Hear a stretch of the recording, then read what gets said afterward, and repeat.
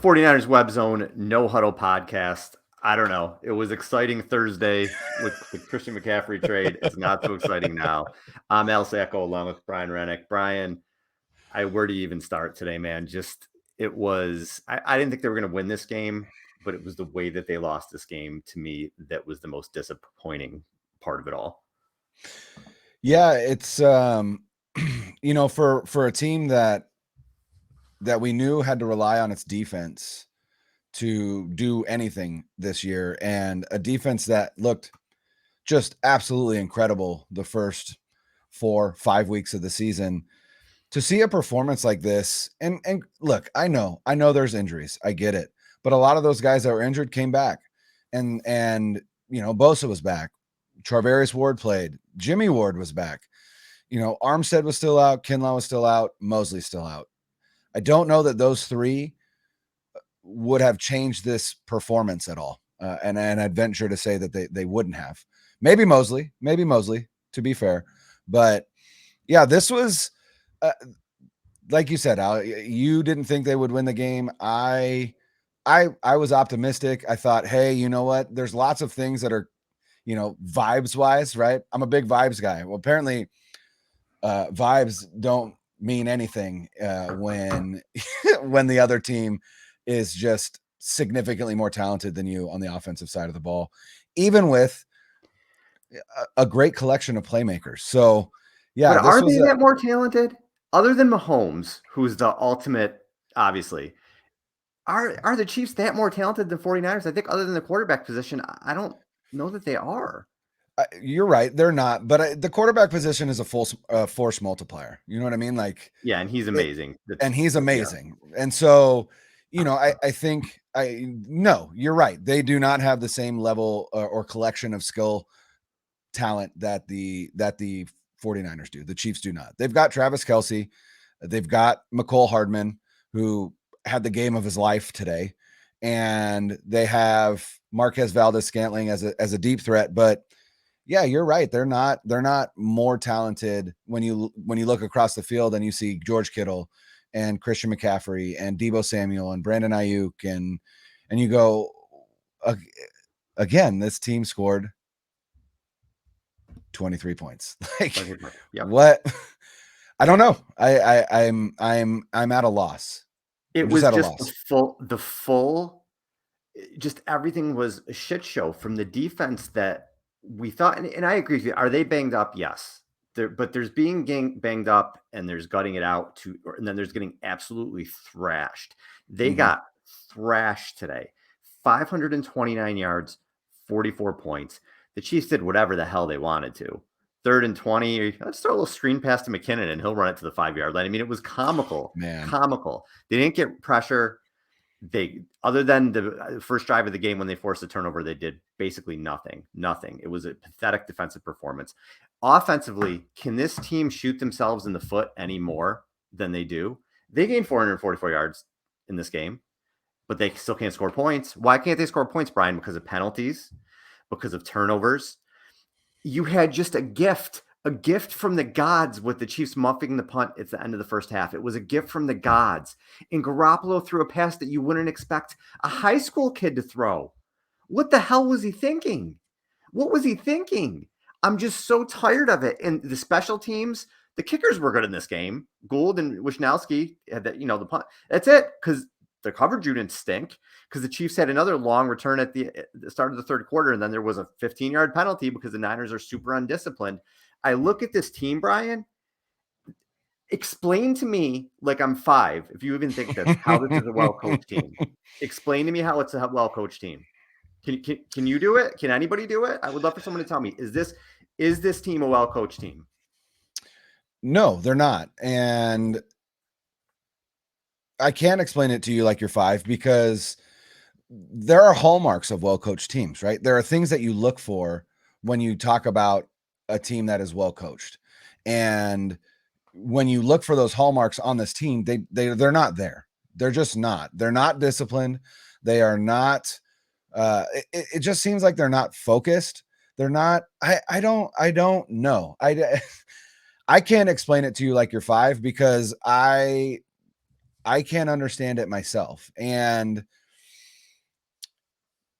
this was a weekend that felt like this was an opportunity for this coaching staff and Kyle Shanahan to just reestablish themselves a little bit as what people think they are, at least, right? Or the reputation that they have.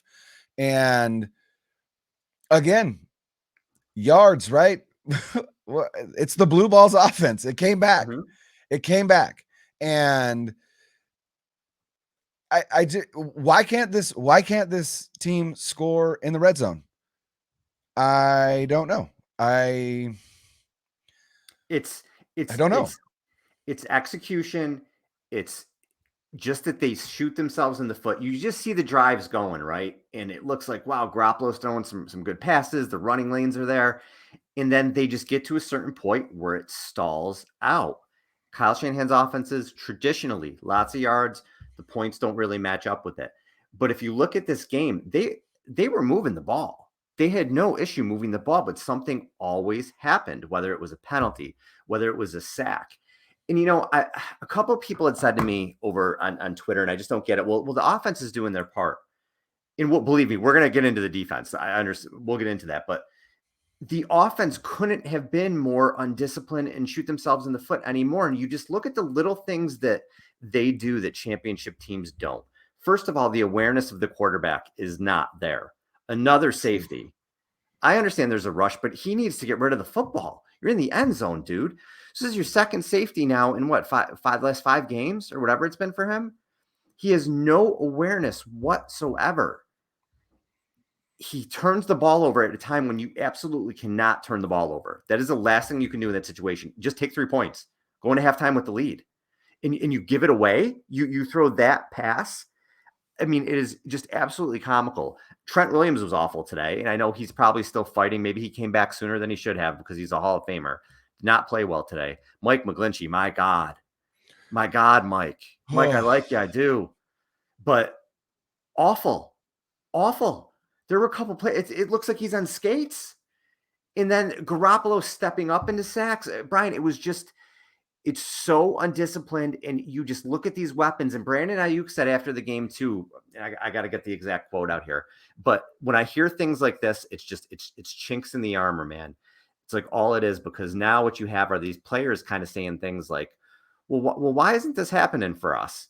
I got to get this exact quote for you. But he was talking to the media and he said, I just feel like we have too many players that can change the game to only score 23 points. Yeah, me too. You're Maybe right. Brandon Ayuk's a podcaster. You're right, Brandon. I love it. That's 100%. And you're right. Yeah, I had a buddy text me during the game, and he said, I absolutely hate watching McGlinchey in pass protection. He sucks. That's all he said. And the play that I think about is that Chris Jones sack, when they had Chris Jones out at the edge instead of inside. And he just straight up bullied McGlinchey directly into Garoppolo.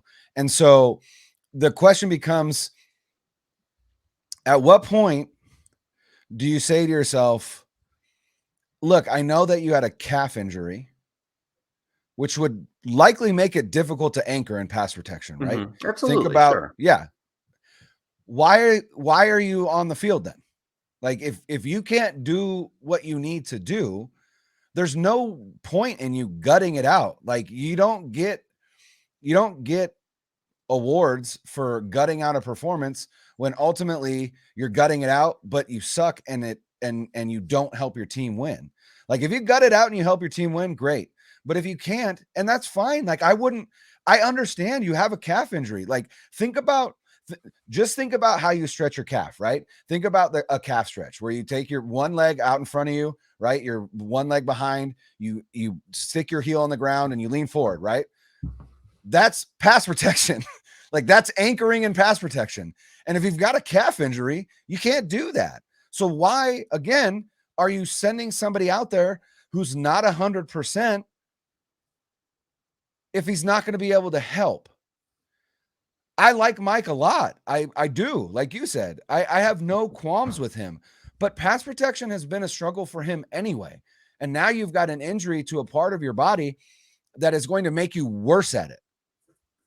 Why are you on the field? Why isn't Jalen Moore out there? Right? Why not give him a shot? Right? And if he's getting his ass whipped, then hey, feel free to put McGlinchey in, right? But don't start with him and then just keep going, right? And then the offensive line was awful today. Just awful. Atrocious. Yeah. Against a team that has very little in the form of pass rush. This is not a good defense. The Chiefs are not a good defense. They are not. And you allowed them to absolutely embarrass you. You allowed them to embarrass you when you've got Christian McCaffrey and George Kittle and Brandon Ayuk and Deebo Samuel and Danny Gray. Thank God I saw Danny Gray on the field. But what happened with Danny Gray? He got underthrown. Shocking. Right? I haven't seen that before. So, man, I don't know. I was going to say there was so much energy, I thought, in the beginning of the game when they got out to that 10-0 lead, and the place was electric. He had Christian McCaffrey in here, and McCaffrey started out his first 4 touches. He had 44 yards. Incredible. He ended up with 10 total touches for 62 yards. So in his next 6 touches, he had what? If I can do quick math here, 18 yards. Yeah. In his next 6 touches. Yeah. So he started out hot, then wasn't so hot. And the plays, it was kind of just runs up the middle. I would have liked to seen them when they had that screen pass to him and he got the 10 yards. More things like that, get him the ball in space. I'm sure they'll do that in time. Sure. Jeff Wilson had a terrific game today. 7 carries, 54 yards. Would have liked to see him touch the ball a little bit more, to be honest with you. But Kittle played big on National Tight End Day. 6 catches, 98 yards, and a touchdown. Thought he made some big plays out there. I thought he looked like a great player again. We've been waiting to see that. Brandon Ayuk's coming into his own. It's so frustrating. We're talking about these electric players, and they cannot put points on the board. 23 again, they couldn't score. Don't tell me 23 points is going to beat the Chiefs. Don't even tell me 23 points is good. It's not. Not with those guys. Not with those weapons. Brandon Ayuk just told you himself. It's not good enough. And why isn't it good enough? How come every single week it's the same thing with this offense? I'm telling you, it can change, but I am done making excuses for Kyle Shanahan. I am done. Today was awful. It was an embarrassment. They got embarrassed. They did. And they got embarrassed when Jim Harbaugh was in the building. Yeah, you know what? How many games, if you think back to the Harbaugh era, how many games did they get embarrassed like this? Remember there was a game against Denver that was in his 4th year, though. Yeah. Seattle beat them really bad in 2012. That Thanksgiving game. That 4th season was falling apart. So if you take those first 3 years, probably just that Seattle game towards the end of the season, right? When they went to Seattle with Kaepernick and they got killed. Yeah. But they didn't do that's kind of and it's not going back. Just when I look at a good team, okay, I think the 49ers in 2011 through 2013 were a really, really, really good team, right? Mm-hmm. They win games. Mm-hmm. When they play an opponent like this, even if they lose, it's a heavyweight battle, like the Bills and the Chiefs last week, right? Mm-hmm. Chiefs lost that game, but they're going to come out of that game saying the Chiefs are garbage. It was just a heavyweight battle. They just lost. Sometimes you just lose. The Niners didn't lose today. They got blown out of their own building. It was embarrassing. It was absolutely embarrassing. After they got up 10-0, they got scored 44-13. I'm sorry, 44-13. Yeah. What? Oh, man. I didn't even think of it that way. Yeah, it was an absolute ass kicking. Yeah. By a team that is too talented to have games like that. If they lost to the Chiefs 35-28, 35-30, 35-27, it was a tight game. They played hard. I'm okay. I can walk away with it thinking with the Rams coming in, you know what? They lost to one of the 2 best teams in the NFL probably. They're still going to be okay. They're still going to go on a run. Now, Brian, at 3-4, and I want to talk about this a little bit later. I want to look at this NFC, which all of a sudden this playoff picture is it's not as easy as it looked. They probably got to go 7-3 the rest of the way. I don't know if they could do it the way they're playing right now. They can't do it the way they're playing right now. I don't even want to. They can't. Not the way that they're playing right now. There's no chance. No chance they go 7-3. Here's the other thing. Who's in first place in the friggin' NFC West now? Hey, the damn Seattle Seahawks at 4-3. And you know what? You know what the Seahawks have? You know what they have? They have a great Hall of Fame coach. They have a good coach. Yeah. They have a Hall of Fame coach. He's Yeah. he's going to go to the Hall of Fame. He is. Pete Carroll's going to the Hall of Fame, whether people like it or not. When's the last time Pete Carroll got embarrassed like this? It's a great point. He's overachieving with his roster right now, Pete Carroll. Yeah, that's what good coaches do. Mm-hmm. Good coaches overachieve with rosters that, you know, shouldn't be. There is no reason that the Seattle Seahawks should be 4-3 right now. None. No, right? But they've got a coach who is amazing. As much as I hate to say that, because it's the Seahawks, you have to give him his due. He's a great coach. He is 100%. Got rid of Russell Wilson at the right time, right? Like pulls the right triggers when he needs to. And you know, the guy, you know, your John Harbaugh's, you know, guys like that, Andy Reid. Here's another thing I want to say when we talk about elite coaches and things like that. Andy Reid showed you the difference between Andy Reid and Kyle Shanahan today. To me. And I know Patrick Mahomes is a great equalizer. I understand that. But Steve Spagnuolo, again, I'll coach the hell out of D'Amico Ryans, right? This is a terrific coaching staff on the other, and Kyle Shanahan, yeah. This is a terrific coaching staff on the other side of the field there, and they showed you, I think, what an elite coaching staff should look like, what their team should look like. Their team came ready to play, coming off a loss, and they blew the doors off the 49ers, who were also coming off a bad loss. Again, I didn't expect you to win the game, but I expected you to go down swinging. By the way, didn't do it. The Bengals boat raced the Falcons today. Yes, absolutely. Yeah. What did Burrow threw for 400 plus yards today? Yeah, I believe the final score was 35-17. Yeah, because these teams with weapons, Brian, not every week, but at some point they're going to explode unless you're the 49ers, and then you just never explode. And don't tell me the Panthers game was exploding. It wasn't. They had a defensive touchdown. No. This offense just doesn't. It's mind-boggling to me. Mind-boggling. I blame Zane, because Zane tweeted out after we went up 10-0. He tweeted out a 10-point lead against the Chiefs, and then he put that emoji with like the sweat dripping down in the smile. Right. Okay. And I tweeted a GIF back at him, and it was Mark Wahlberg saying, "Stop it." but here's the thing, and I bring that up to say this. If football games were 1 quarter long, the 49ers would be elite. They would be absolutely an elite team. They score points in the first quarter better than most teams. Kyle Shanahan is elite at scripting the first 15, 20 plays. And he ends up typically getting 7, 10, 14 points in the first quarter. Why can't he adapt? What once the script is over? Where is this elite play calling? Where is this offensive genius in quarters 2 through 4? Because this season he's nowhere to be found. Nowhere to be found. You know, I mean, that Jimmy Garoppolo interception in the end zone was god awful. God awful. It was. That's Jimmy didn't lose this game. He didn't help, but he still he threw for what? A little over 300, 303, a little over 300, like 2 touchdowns. He had the interception, he had the fumble, he had the safety, right? Like definitely didn't play great. Definitely didn't play great. And I'm not claiming that he did. I'm not claiming that he played great. But why is this team elite at moving the ball between the 20s and then garbage in the red zone? That is not just the quarterback. It's not. No, it's a team effort. 100%. That scheme. Yep. That scheme and play calling.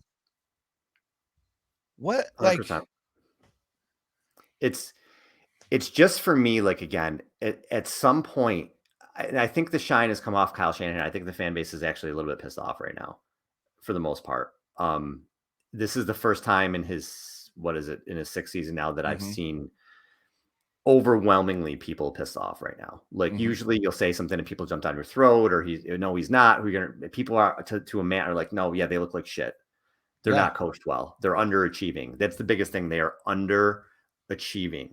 And with Jimmy too, they were winning when he wasn't turning the ball over. Well, that's turned around pretty quickly as 5 in the last 2 games. And he is going to turn the ball over. He's done it his whole career. It's not like he's not going to do it. He is. So but the thing is, when I say, well, I don't want to say they're not good enough to overcome it. They weren't today. They are good enough to overcome it. Yeah. But today showed you, I think, if you're talking about like, well, this is a Super Bowl team, you just played a Super Bowl team. You are not a Super Bowl team. I guess you maybe could make the Super Bowl in the NFC, because who knows with these teams. But if you play the Bills or the Chiefs, that's what's going to happen to you. You're going to get throttled. You're going to get absolutely throttled. And that's got to be pretty sobering for 49ers fans. This iteration of the team, where they are right now, will get throttled as they did today in the Super Bowl. If they even, it sounds crazy to even say Super Bowl, but when they play an elite team, let's say, they're going to get throttled. Well, and to me, like, the offense has had issues all season, and we've talked about it. That it's not a surprise to me, right? The offensive performance was not a surprise to me today. I thought perhaps with a little extra juice of, hey, we traded for one of the better playmakers in the NFL. Just everything that was kind of culminating together today. I thought, hey, you know what? Like this offense has been underperforming. Maybe this is the day that they get it together. And when they scored 10 points in their first 2 possessions, I was like, right on. Like, hey, here we go. What was surprising to me was the defensive performance. Yeah. Man. What happened? What happened to this defense? Because like I said, Bosa was back. Mooney Ward played. Jimmy Ward played. Right? They forced an interception of Patrick Mahomes, which is a rare occurrence right now. Right? He's not throwing many interceptions. And on their first possession, they force a turnover. And you're like, we are absolutely cooking with gas. I pointed out, I was like, hey, how cool is this? In the nickel package, they were running 3 safeties. They put Jimmy Ward in the slot, and then they had Gibson and Hufanga on the back end, and it resulted in an interception. After that interception, the Chiefs did whatever the hell they wanted. Yep. Whatever they wanted. There were 0 answers from that side of the ball. So now your offense isn't performing, and all of a sudden your defense isn't, and you get blown out by teams that have the discipline and the coaching, I guess you would say the coaching chops to just put it on you. And they did in an embarrassing fashion. And I have to think that this is arguably the worst performance by a 49ers defense under DeMeco Ryans, which we're talking a season and 7 games now. It's not I would say it has to be. Yeah. Yeah. But Armstead was out, Kinlaw was out, and Mosley was out. Like I said, you can't tell me that those 3 are the secret sauce to why this team was as successful as they were up until this point. I think you can make the argument that this team is missing Emmanuel Mosley more than we probably anticipated that they would. Oh, I anticipated it. But dude is locked down. I think might be the most underrated corner in the entire league. Yeah. But I also thought, hey, you know what? You still got Ward on the other side. Ward got kind of exposed today. Ward had an awful game. I'm going to say he's not healthy. Not that I want to give anybody an excuse. And just FYI, last year, who scored the most points on them last year was the Lions. 41 or Week whatever. 1. He scored 33. So yeah, that's 33 was the most going into today that anybody had against Ryan's. Yeah, I think Ward's banged up, but just look at what they've done. They gave up 19 points to the Bears. Think of a Benny to Seattle. That was a special teams touchdown. Yeah. I think that game would be different now. Broncos, they only give up 9 without the safety. Rams, they give up 9. Panthers, they give up 15. And then last week, they give up 21, even though they didn't play very well. And there was a Jeff Wilson fumble for a touchdown. So they have not given up a lot of points at all. In this game, they give up 44. Man. So would they give up the first 4 weeks? I'll do the math quick in my head here. Total that. What was it? 19-0? So 19-0, that's 19, and then 9, so 28. 9 to the Rams, 37. 37 in the first 4 weeks. 4 games. And then to the Cardinals, it was 47. So they got 52 points in the first 5 games, and they gave up 44 today. Man. My God. My God. And now you have, well, before I get into that, I want to talk a little bit more about some of the stuff with the defense. How many tackles do you think Greenlaw and Warner had combined today? Just take a guess. Chiefs were all over the field, so yeah. What do you think? I'll say between the two of them, I say over 20. Uh-oh. We lost Al. I think he's looking up that stat. How many tackles did Warner and Greenlaw have today? Oh, he's back. All right, got kicked off real quick. He's back. So you said over 20? Yeah. 9. Are you serious? They had 9 tackles between the two of them today. Oh my God. Isn't that unbelievable? Wow. Just absolutely just crazy. Actually, Mooney Ward had the most tackles with 10, which tells you that that's bad. Anytime a cornerback leads your team. Yes. That's bad news. The defensive line gave up 5.3 yards per carry.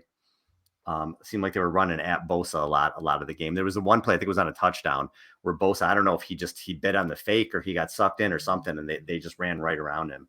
The defensive backs got, I don't know if you want to call it exposed today, but Mahomes, like I said, did whatever the hell they wanted to. 423 yards passing. He had a passer rating of 132. Can it get much worse than that? It was just definitely the low point for DeMeco Ryans. Yeah. It might have been. The Niners have had some bad games. That Arizona game last year when Colt McCoy beat them was really bad. Yeah, that was and weird. Again, I understand that this is maybe the best team in the league or the second best team in the league, but you didn't show up. You didn't show up on your home field on your first game after making a gigantic trade for Christian McCaffrey, with the 2012 team getting honored. Everything around you to just play one of the best games of your season, and you were awful, and it's just. I'm sorry, Brian. Again, I don't want to look back in 2 or 3 years and say we wasted this roster, and that's where I feel like we're headed. I don't see them at this rate with this quarterback being able to get a championship, and the team's just too damn good. I just think the roster's too damn good, and I just feel right now everything is just one big underachievement. Well, and and there were just such weird, Bosa getting neutral zone infractions and back-to-back snaps. Right. What? Crazy undisciplined. What? I don't that's not that literally I was watching the game and I was watching with someone else. I was like, how does that happen? How legitimately, how does that happen to a guy that many have thought, hey, this could be an NFL Defensive Player of the Year, right? It defies explanation. The defensive performance, or just the overall performance, legitimately defies explanation in my mind, because there's no way that a team with this level of roster talent puts a performance like that on the field. And that's where it comes down to the coaching staff. The players play, I get that. You can't blame the coaching staff for Nick Bosa lining up in the neutral zone two snaps in a row. But that team was not ready to play. No. at all. Or you could argue they were ready to play and they put up 10 points and then they stopped being ready to play. Well, it's like when you get past that script, once they Right. get past those opening script, it's like the adjustments don't happen, or the other team is adjusting and they're not. It's so There were no frustrating. defensive adjustments either. No. Yeah, the defense.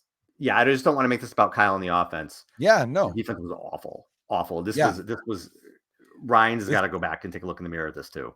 This was a whole team disaster. Mm-hmm. All three phases. All three. Right? When the best player or players in the game were your punter and your kicker, like, come on, guys. Like, what are we doing here? Right? What are we doing? I thought Kittle and Ayuk were terrific today overall. I really did. Fair. Was really happy with those two guys. I thought they came to play. I thought Kittle had called some people out last week, and I thought he came out today, and I thought he made a statement with his play. It's terrific. That touchdown pass, that's a big time play when he caught that ball and touchdown. It was. That ball. Yeah, that it was was good to see them give him a chance down there. Yeah, it's nice to see him get a 50-50 ball and come down with it. Yeah, right. 100%. You know, that was good coverage. Arguably, Jimmy probably shouldn't have thrown that pass, but he still came down with it. So hey, Jimmy gonna Jimmy. I want to talk, Brian, for the last part of the show is sort of big picture now where they are. Yeah. So right now in the NFC, I think we kind of thought, or at least I definitely kind of thought, listen, 9 wins is going to get you in, right? The NFC stinks. 9 will get you in. I was looking at it earlier. I'm not so sure anymore. I want to go through this with you, and I'll read. Okay, so I'm going to read you all everybody's record as of right now, and then sort of some teams what they have coming up. And I think you might kind of be like, oh shit, like maybe this Rams game is a little bigger than we thought.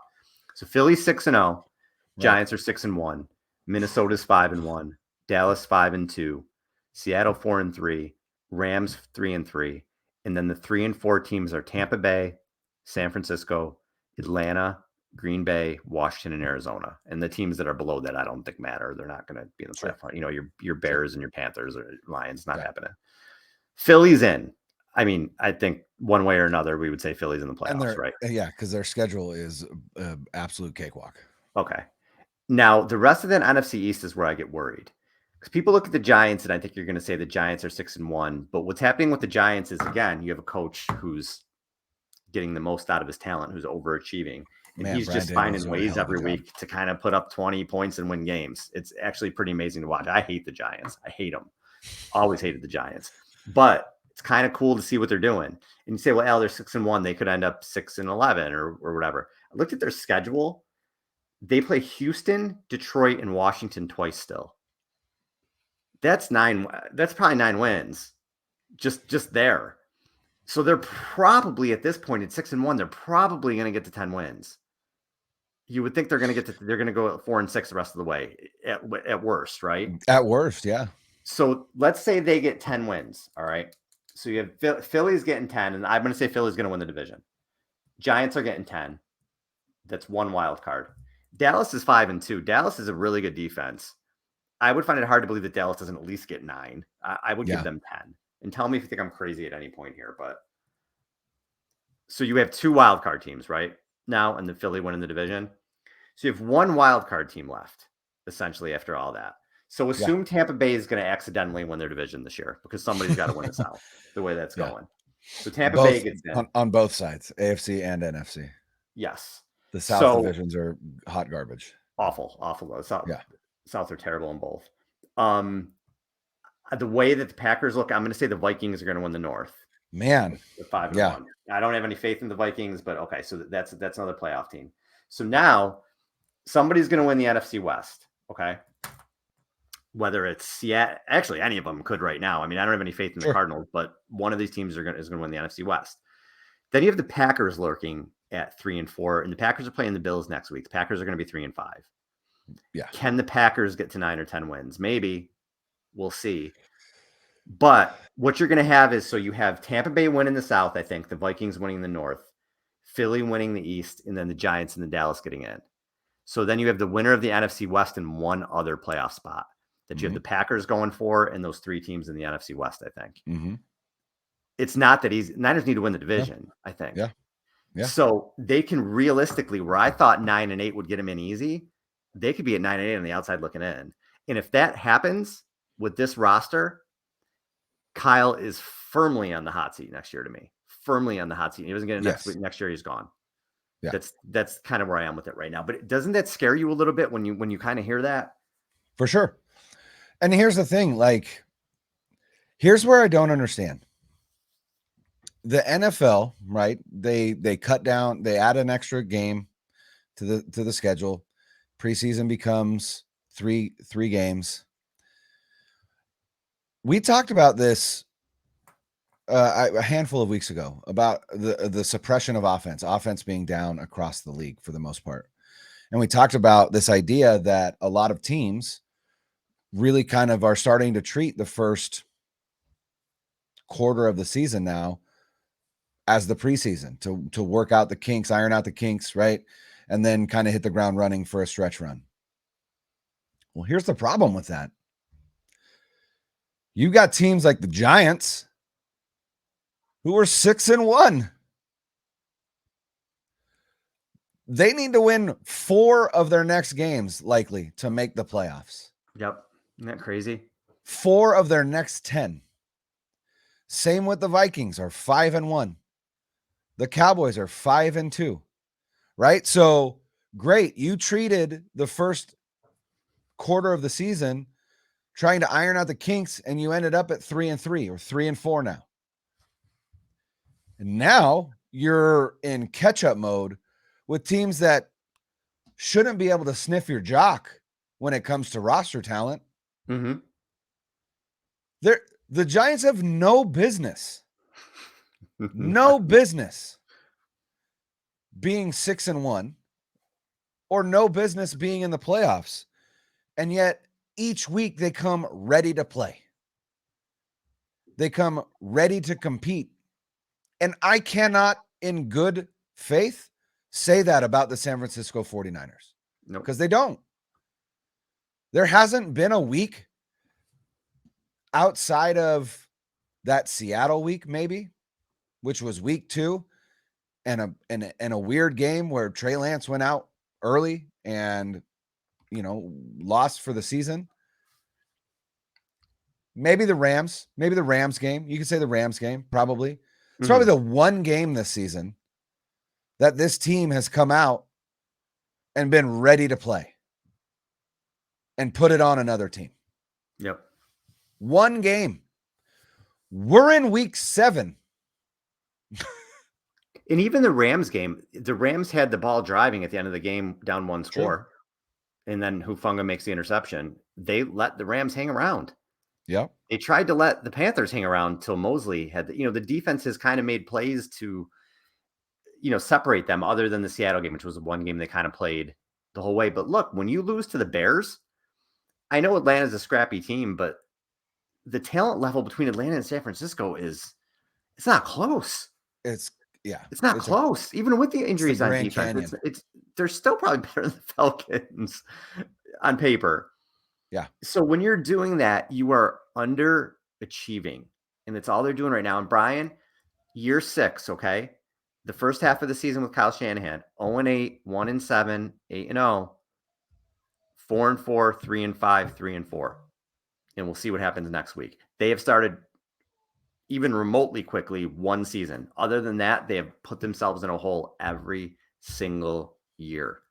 Every year. We'll see how this season finishes out, because if you don't make the playoffs with this roster, to me, that's a fireable offense. And I don't want to hear anything, because you have Jimmy Garoppolo is a starting NFL quarterback.